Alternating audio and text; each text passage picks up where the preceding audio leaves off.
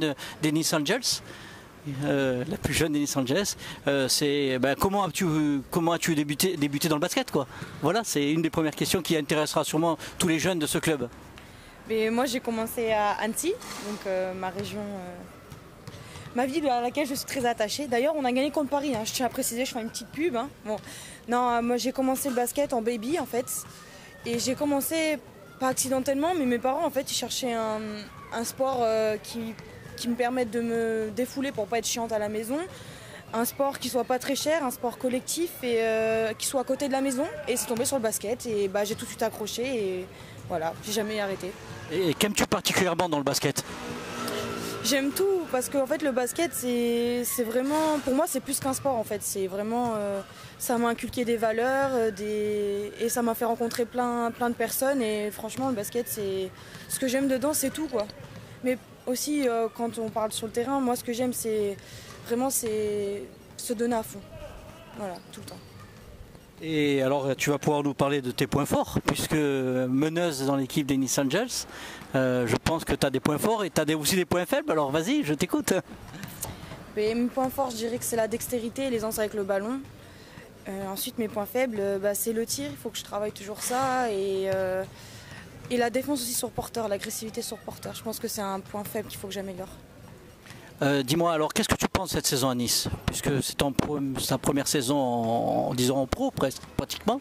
Ouais, et qu'est-ce que pour toi cette saison à Nice, comment s'est-elle déroulée? Tes appréhensions, tes craintes et surtout tes joies, parce que vous êtes première au championnat, vous allez disputer dimanche un grand match contre Angers et après la Final Four, donc voilà quoi.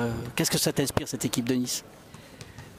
Tout d'abord, moi j'ai appréhendé par rapport à l'année dernière parce qu'en fait la chute de Chal, tout ça, ça a été très précipité.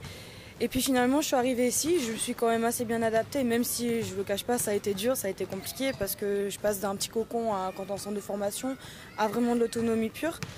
Et moi je me suis bien intégrée, les filles elles sont super, j'ai appris ce que c'est un peu le monde professionnel, donc je vois d'autres gens, d'autres personnes qui ont des forts caractères, je vois des choses que je ne voyais pas forcément en centre de formation. Ensuite le club, lui, il est super accueillant, les supporters sont super cool, même les dirigeants, ils sont là pour nous. Le coach je le connais déjà, mais il est toujours pareil, quoi. Donc franchement, on travaille bien et franchement, je suis vraiment contente d'être arrivée ici. Et pour une première année, on finit première, on monte et on va essayer d'avoir le titre. Bon, franchement, j'aurais signé direct, quoi. Alors Jade, est-ce que tu as une question à poser particulièrement à Marie-Ève? Moi je voudrais juste lui poser une question. Il y a t'es un modèle en fait pour les jeunes du club. Donc qu'est-ce que tu pourrais leur donner un conseil quand tu commences, un petit conseil pour eux? Déjà, toujours se donner à fond, toujours y croire en soi-même parce que même si les gens ne le font pas pour vous, il faut croire en vous-même.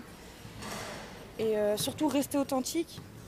Et restez vous-même, surtout, je pense que c'est le principal parce qu'il y en a qui s'égarent, qui pensent à autre chose et franchement, il faut rester vous-même.